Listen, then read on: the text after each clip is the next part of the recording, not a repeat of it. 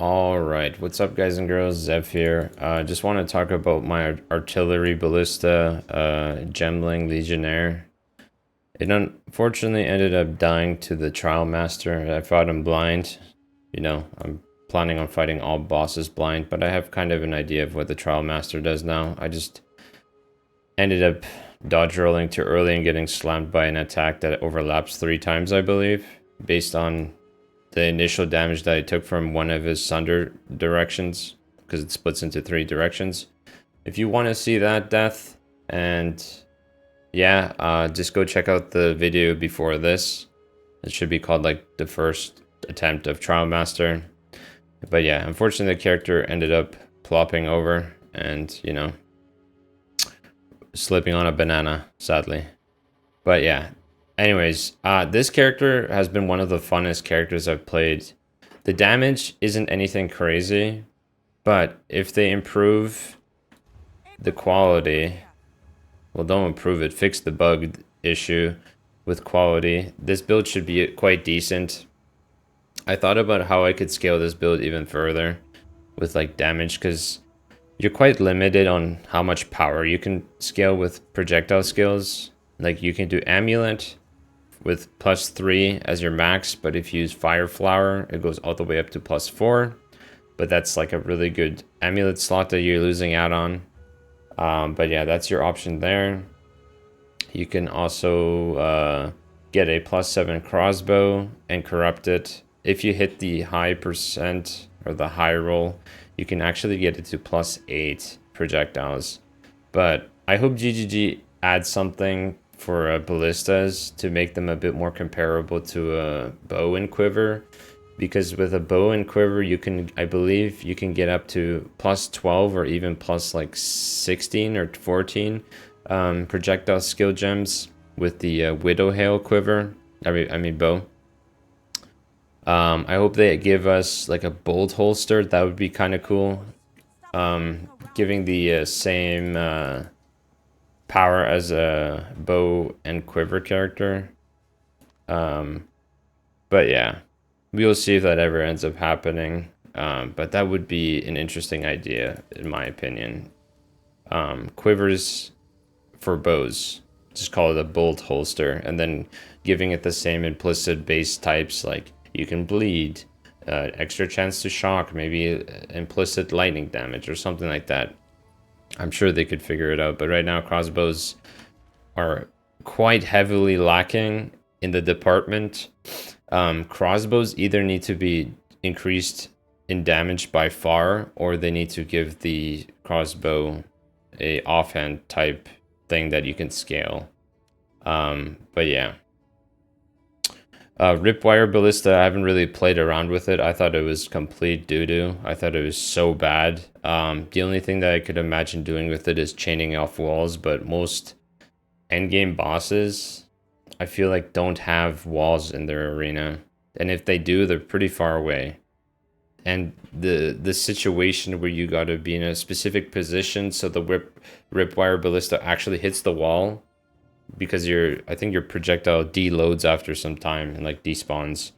I don't know what the distance on that is, but yeah. I'll just quickly show my tree. Projectile speed is very important. I have no idea if this actually affects the artillery ballista, the increased bolt speed implicit. I believe it does, but it doesn't say anything in the stat sheet. So it just says my 31%, which comes from here. But yeah. Hopefully it does scale. I just can't really notice the scaling, but eventually the plan is to drop these nodes, these projectile area nodes and damage, and then go up into the monk and just get energy shield, evasion rating, skill speed.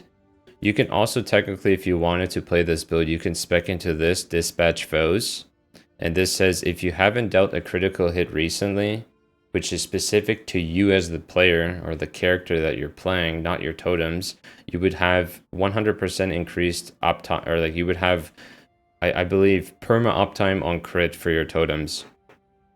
Unless you crit with like oil grenade or something, but, or like your bone storm.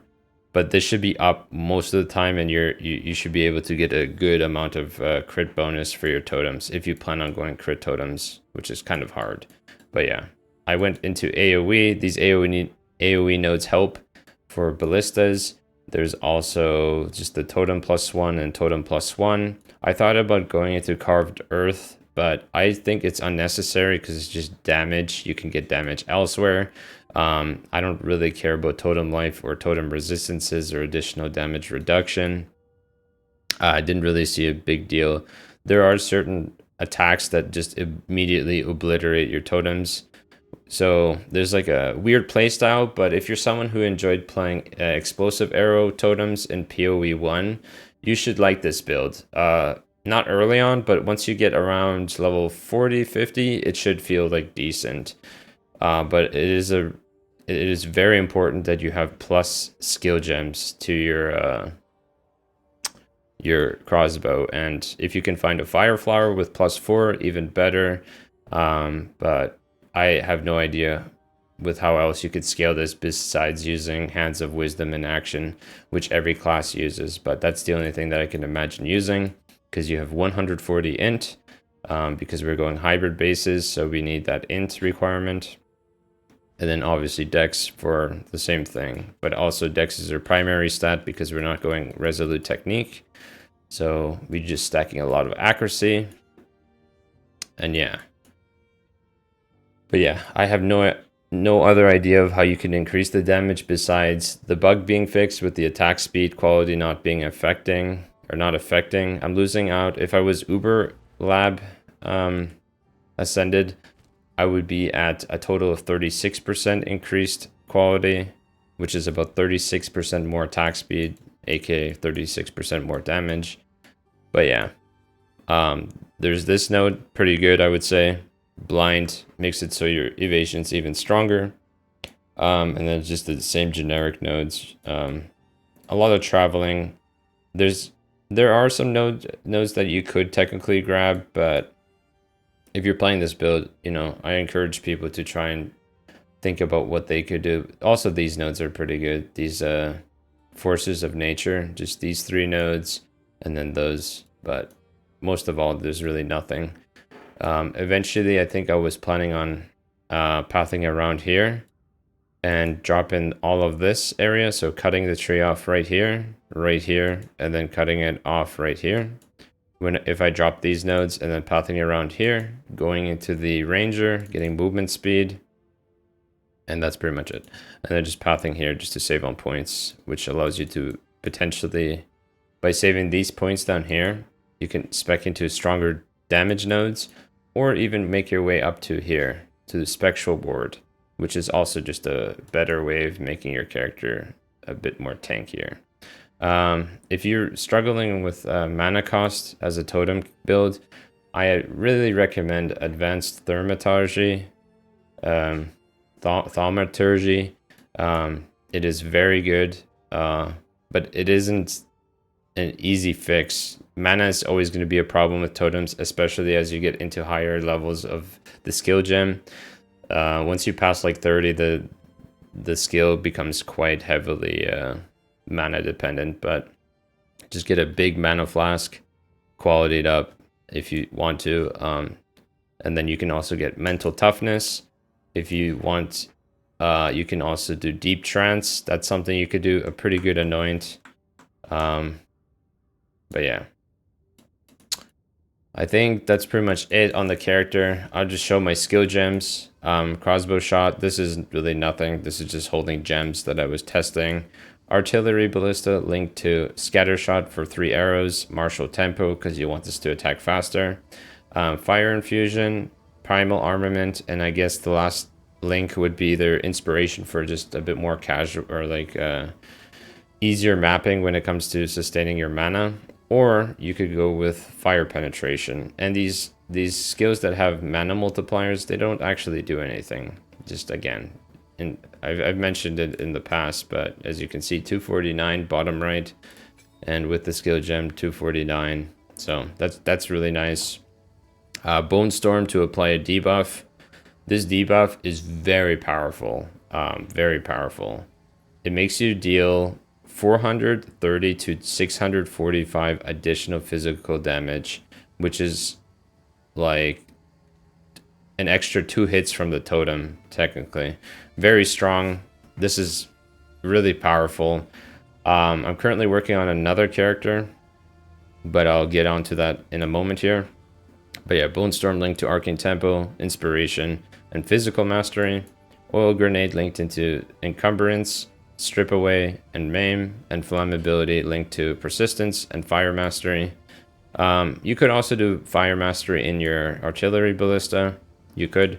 And then Ghost Dance with Fast Forward, so the Ghost Dance Shrouds come faster. And then Wind Dancer with Vitality and Herbalism.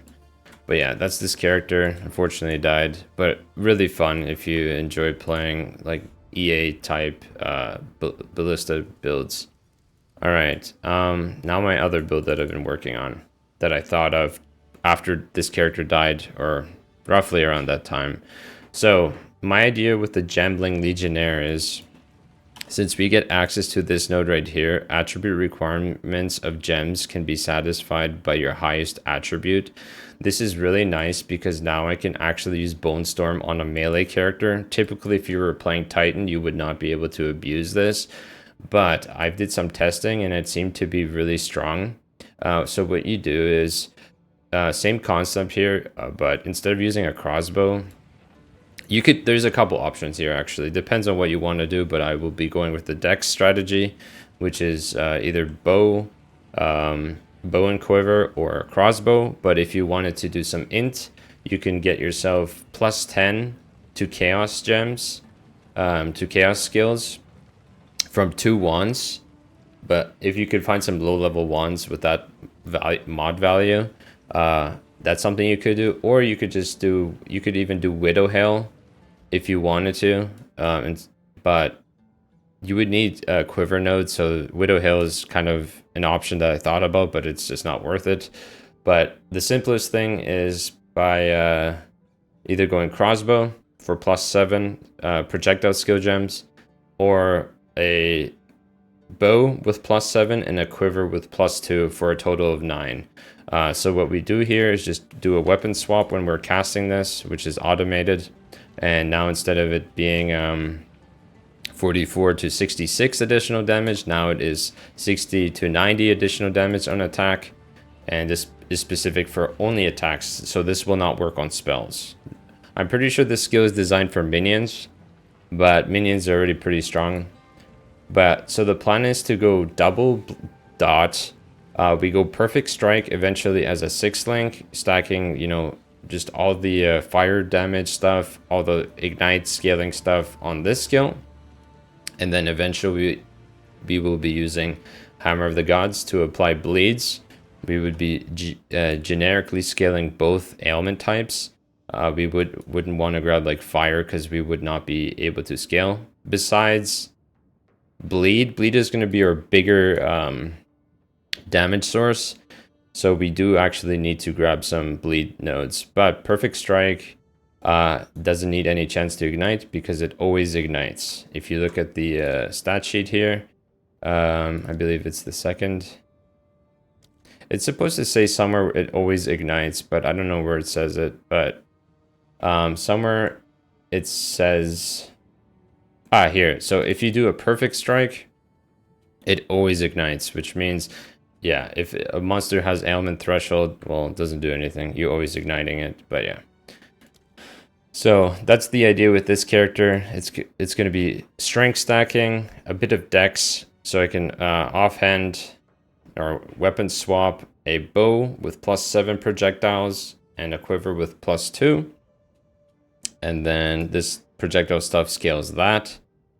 The Bone Storm, which when you Hammer of the Gods with a level 30 Bone Storm, it's nearly like wielding two-handed weapons in one hand is like the best way of describing this, which is pretty crazy. Like, this is quite strong. Like, if you can abuse this, this applies to anything. Like, this is good for totems if you can cast it.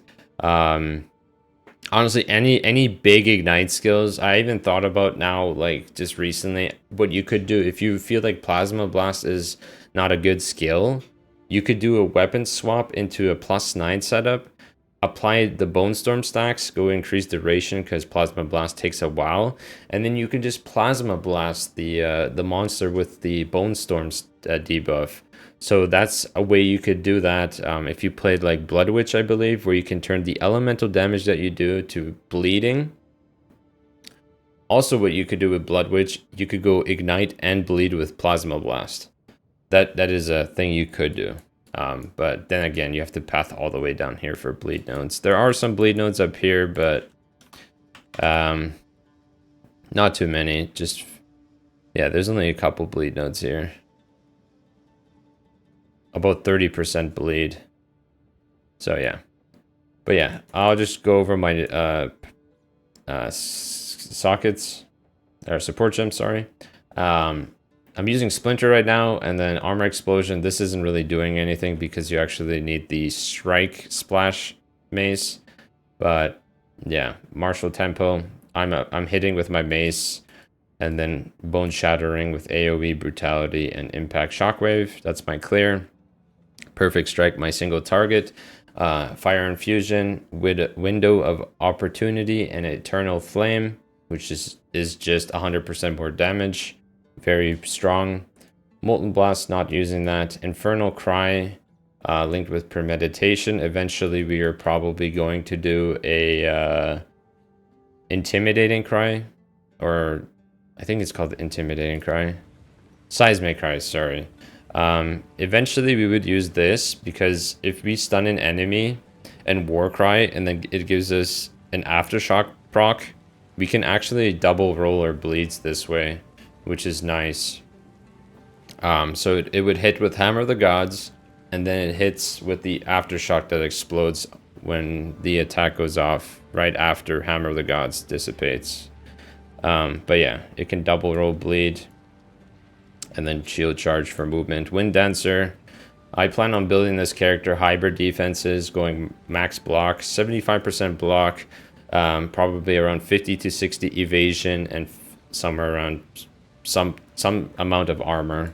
And then maybe looking into Polker Keln, which is a unique ring that allows you to chill enemies and they shatter, which is just good for Herald of Ice. Map clears or mob clear. Most people are using that setup. I don't know if it'll get nerfed in the future, but yeah, Herald of Ash doesn't compare anywhere near these skills, because Herald of Ash, you actually you need a strong hit to actually benefit from this, but the AoE is really bad. It's only 1 meter, so they need to buff this. I think they should buff this. But yeah, anyways, if you have any questions in the YouTube section down below, just let me know. Or you can come to my Twitch channel, twitch.tv/Zeph, and hit me up there and ask me questions. And, you know, if you're curious about the artillery ballista build, maybe you're currently working on a ripwire build and need help or need some, you know, guidance, I could be that person to try and, you know, give some information there. But yeah, anyways, thanks for watching, guys and girls. Y'all have a good day. And as always, embrace your dreams. Bye-bye.